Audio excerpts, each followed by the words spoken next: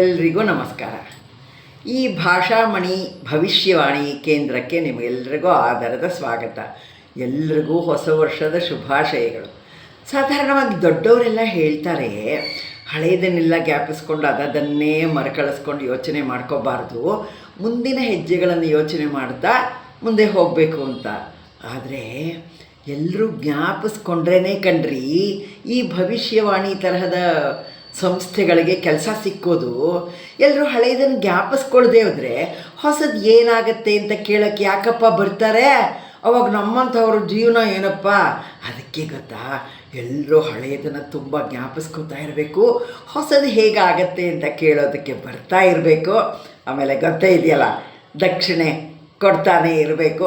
ನಾವಿಲ್ಲಿ ಹೊಟ್ಟೆ ತುಂಬ ಊಟ ಮಾಡ್ಕೊಂಡು ಆರಾಮಾಗಿ ಜೀವನ ಮಾಡಬೇಕು. ಇದೇ ಅಲ್ವಾ? ಈ ಭಾಷಾಮಣಿ ಅಂತ ಯಾಕೆ ಬಂತು ಅಂತ ನಿಮಗೊಂದು ಅನ್ನಿಸ್ತಾ ಇದೆ ಅಲ್ವಾ? ನನ್ನ ಜನ್ಮನಾಮ ಗೀತಾಮಣಿ ಕಂಡ್ರೆ.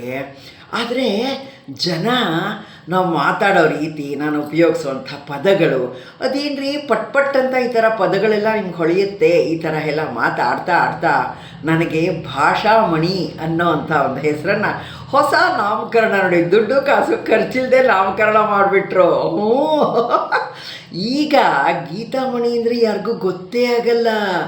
ಭಾಷಾಮಣಿ, ಓ ಅವರಾ, ಅದೇ ನಗ್ನಗ್ತಾ ಫಸ್ಟ್ ಕ್ಲಾಸಾಗಿ ಮಾತಾಡ್ತಾರಲ್ಲ ಅವರಾ ಅಂತಾರೆ. ಅಯ್ಯೋ ಎಷ್ಟು ಖುಷಿಯಾಗುತ್ತೆ ಗೊತ್ತಾ ನೋಡಿ. ಈ ನಾವು ಮಾತಾಡೋ ರೀತಿ ನಮಗೊಂದು ಈ ತರಹದೊಂದು ಕೀರ್ತಿ ಹೆಸರು ತರುತ್ತೆ ಅಂದರೆ ಆ ಭಾಷೆಗೆ ನಾವು ಚಿರಋಣಿಯಾಗಿರಬೇಕು ಅಲ್ವಾ? ಹೌದು, ಇಷ್ಟೊಂದು ಮಾತಾಡ್ತಾಯಿದ್ದೀನಿ, ಎಲ್ಲಿ ಯಾರೂ ಬಂದೇ ಇಲ್ವಲ್ಲಪ್ಪ.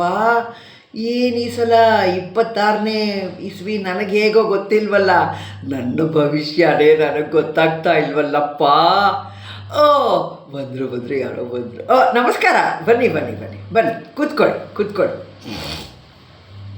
ಏನು? ಹೌದಾ, ಈ ವರ್ಷ ಹೇಗೆ ಅಂತ ಕೇಳೋದಕ್ಕೆ ಬಂದ್ರ? ತುಂಬ ಸಂತೋಷಪ್ಪ, ತುಂಬ ಸಂತೋಷ, ಕೇಳಬೇಕು ಹಾಗೆ. ಹೌದು, ಬನ್ನಿ. ಏನ? ಹೌದಾ? ಓಹೋ, ಹೋದ ವರ್ಷ ನೀವು ಜೋಗ ಜಲಪಾತ ನೋಡೋಕ್ಕೆ ಹೋದಾಗ ದೊಡ್ಡ ಆಕ್ಸಿಡೆಂಟ್ ಆಗಿಬಿಟ್ಟಿತ್ತ? ಅಯ್ಯಯ್ಯೋ, ಈ ವರ್ಷ ಹೋದರೆ ಏನಾಗುತ್ತೆ, ಹೋಗಬೇಕಾ ಬೇಡವಾ ಅಂತ ಕೇಳ್ತಿದ್ದೀರಾ? ಒಂದು ನಿಮಿಷ ಇರಿ.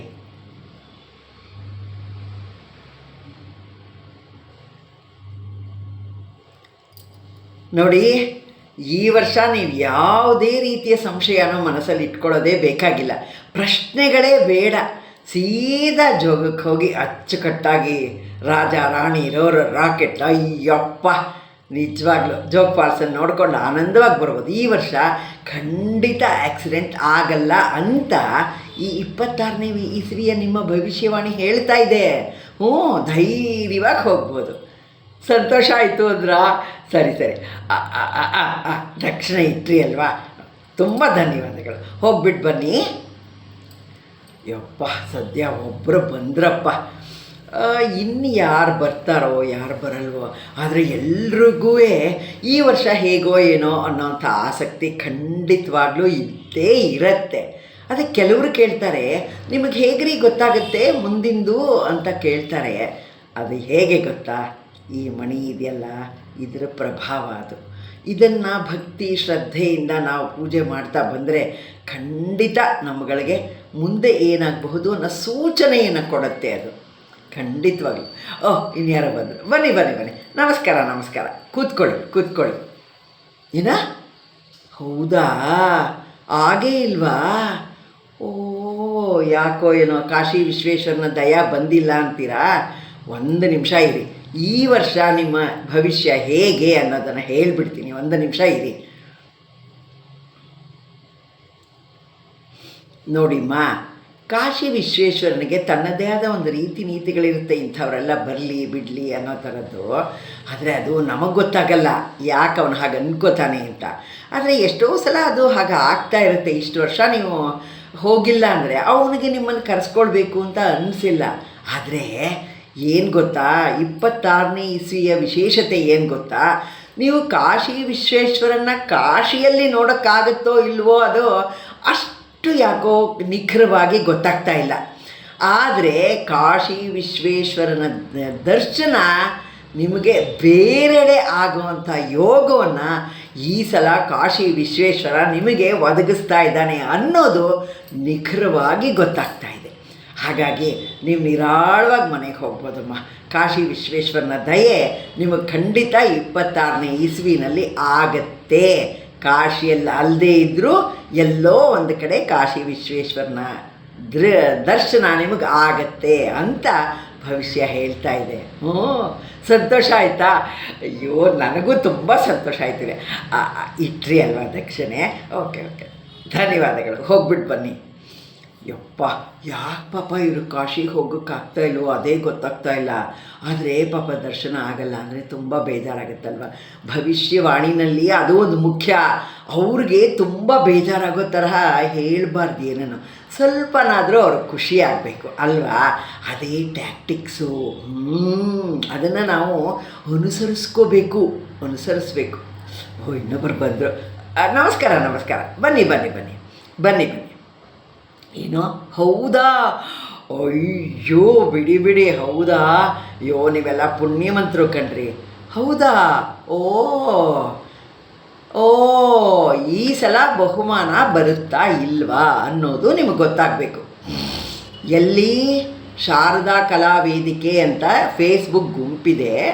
ಹೋದ ವರ್ಷ ನೀವೆಲ್ಲ ಹಾಡು ಹೇಳಿದ್ರಿ. ಹೋದ ವರ್ಷ ಏನೋ 2-3 ವರ್ಷದಿಂದ ಹಾಡ್ತಾನೇ ಇದ್ದೀರಿ ಅಂತ ಹೇಳಿದ್ರಿ. ಬಹುಮಾನ ಬಂದೇ ಇಲ್ಲ ಅಂತಲೂ ಹೇಳಿದ್ರಿ. ಹೌದ್ರಿ, ತುಂಬ ಬೇಜಾರಾಗತ್ತೆ. ಯಾವುದಾದ್ರು ಸ್ಪರ್ಧೆಗೆ ಹೋದಾಗ ಕಡೇ ಪಕ್ಷ ಒಂದು ಸಮಾಧಾನಕರ ಬಹುಮಾನನಾದರೂ ಬಂದರೆ ತುಂಬ ಸಂತೋಷ ಆಗುತ್ತೆ. ಆದರೆ ಏನು ಮಾಡೋದು, ಎಲ್ರಿಗೂ ಬರಲ್ವೇ? ಆ ಜಡ್ಜ್ಗಳಿಗೆ ನಮ್ಮ ಮೇಲೆ ಗಮನ ಇರಲ್ಲ ರೀ, ಅದಕ್ಕೆ ಬರಲ್ಲ. ಹೌದಾ? ಮುಂದೆ 26ನೇ ಇಸ್ವಿಯಲ್ಲೂ ನೀವು ಸ್ಪರ್ಧೆಯಲ್ಲಿ ಭಾಗವಹಿಸ್ತೀರ. ತುಂಬ ಒಳ್ಳೆಯದು ಕಣ್ರಿ. ಪ್ರೈಸ್ ಬರಲಿ ಬಿಡಲಿ, ಸ್ಪರ್ಧೆಯಲ್ಲಿ ಭಾಗವಹಿಸ್ತಾ ಇರಬೇಕು ರೀ. ಅದೊಂದು ಖುಷಿ ಸಿಕ್ಕತ್ತಲ್ಲ. ಹೌದು.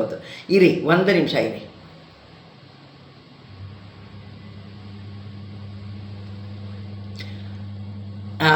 ಈ 26ನೇ ಇಸ್ವಿ ನಿಮಗೆ ತುಂಬ ಲಾಭದಾಯಕವಾಗಿದೆ ರೀ.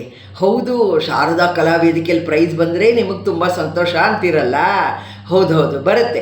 ಈ ಸಲ ನಿಮಗೆ 3ನೇ ಬಹುಮಾನ ಬರುವಂಥ ಯೋಗ ಇದೆ ಅನ್ನೋದನ್ನು ಈ ಭವಿಷ್ಯವಾಣಿ ಹೇಳ್ತಾ ಇದೆ ಕಣ್ರಿ. ಹೋಗ್ಬಿಟ್ಟು ಬನ್ನಿ. ಏನೋ 3ನೇ ಬಹುಮಾನ ಅಂತ ಬೇಜಾರು ಮಾಡ್ಕೊತಿದ್ದೀರಾ? ಬೇಡ ರೀ, ಕೆಳಗಿನ ಮೆಟ್ಲಿಂದಾನೇ ಮೇಲಕ್ಕೆ ಹೋಗ್ಬೇಕು, ಆವಾಗಲೇ ಚಂದ ರೀ. ಈ ವರ್ಷ 26ನೇ ಇಸ್ವಿಲಿ 3ನೇ ಬಹುಮಾನ ಬರುತ್ತೆ ಅಂತ ಇದೆ. ನೆಕ್ಸ್ಟ್ ಎಲ್ಲ ಬರುತ್ತೆ ಬಿಡಿ. ಹೋಗ್ಬಿಟ್ಟು ಬನ್ನಿ. ಖುಷಿ ಆಯಿತಾ? ತುಂಬ ದಕ್ಷಿಣ ಇಟ್ಟಿರ್ತಾರೆ. ಧನ್ಯವಾದಗಳು ರೀ. ನೋಡಿದ್ರಾ, ಹೀಗೆಲ್ಲ ಭವಿಷ್ಯಗಳನ್ನು ಕೇಳೋರು ಬರ್ತಾ ಇರ್ತಾರೆ. ಇನ್ನೂ ತುಂಬ ಜನ ಬರ್ತಿದ್ದಾರೆ. ನಂಗೆ ತುಂಬ ಕೆಲಸಗಳಿದೆ. ಕೆಲವಕ್ಕೆಲ್ಲ ಸ್ವಲ್ಪ ಲೆಕ್ಕಾಚಾರ ಹಾಕಬೇಕು, ಸುಮ್ಮನೆ ಹೇಳೋಕ್ಕೆ ಆಗ್ಬಿಡಲ್ಲ. ಅದರಿಂದ ಈ ಭಾಷಾಮಣಿಯ ನಮಸ್ಕಾರಗಳು. 26ನೇ ಇಸ್ವಿಯ ಈ ಹೊಸ ವರ್ಷಕ್ಕೆ ಎಲ್ರಿಗೂ ಕೂಡ ಶುಭಾಶಯಗಳು.